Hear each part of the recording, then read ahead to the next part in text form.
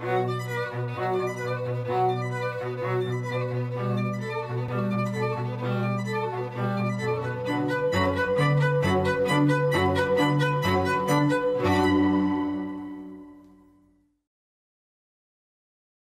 le Brexit, bon, je dirais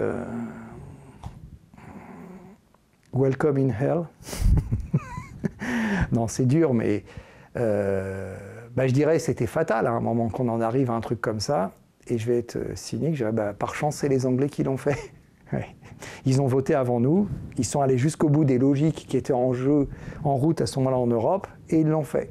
Résultat, à peine ils l'avaient fait, certains qui les avaient poussés à le faire ont commencé à s'en mordre les doigts. Ce qui me fait penser que moi qui étais plutôt inquiet sur cette idée du Brexit, j'avais raison. Si quelqu'un qui te dit « fais ça » et te dit dès que tu l'as fait « mais pourquoi tu as fait ça ?» c'est quand même que la personne qui t'a dit de faire ça, elle n'est pas claire sur ses intentions ou qu'elle savait qu'elle te disait de faire une connerie, quoi, en gros. Voilà. Bon, alors évidemment, comme toujours, je sais que, les effets du Brexit, c'est pas maintenant, ça va prendre des années.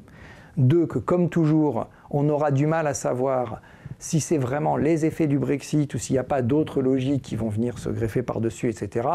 En tout cas, ce qui est clair, c'est que le projet européen, c'est quand même un beau projet dans sa philosophie. On ne s'est pas fait la guerre depuis plus de 70 ans, ce qui n'est plus jamais vu, je crois, dans notre histoire européenne. On a quand même construit un îlot de prospérité, de bien-être, etc., qui fait qu'on préfère se noyer en Méditerranée pour tenter ça.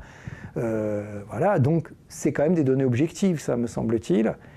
Et ce principe que, effectivement, on n'est pas d'accord, on passe notre temps à s'engueuler, à se diviser, mais au moins on discute, on ne se fait plus la guerre. Et les Britanniques, enfin les Anglais d'ailleurs essentiellement, puisque les Irlandais du Nord comme les Écossais n'ont pas voté majoritairement, ont dit non, et encore à une courte majorité.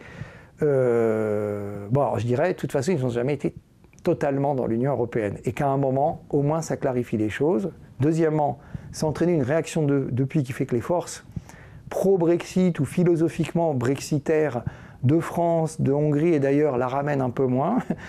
Et que, espoir que j'ai, ça va peut-être pousser un peu l'Europe à se bouger vraiment et à aborder certains dossiers qu'elle a tendance à mettre sur le côté. Bon, comme toujours avec l'Europe, l'intention a été là, et puis il suffira de quelques mois de tranquillité pour dire on fait comme avant et on attend que ça passe. Mais au moins, ça a reposé le problème. Et moi, je le regrette, parce que, putain, l'histoire de l'Europe, tu peux pas faire l'économie d'un pays comme l'Angleterre, quoi. Quand on voit le poids qu'il a eu, il fait partie de l'Europe. Et puis, ils nous ont donné des tas de trucs, quoi, les Anglais, le tennis, le football, tout ça, bien sûr, pour la culture populaire, mais ils nous ont donné Shakespeare, ils nous ont donné, y compris nous Français, la guerre de 100 ans, qui a permis, au-delà de la division, de se rappeler qu'on avait aussi des points communs, enfin, et une Europe sans le Royaume-Uni, je sais pas, c'est comme une chanson de Brassens sans la guitare, quoi. C'est vraiment inconcevable. Ouais. Par contre, bon,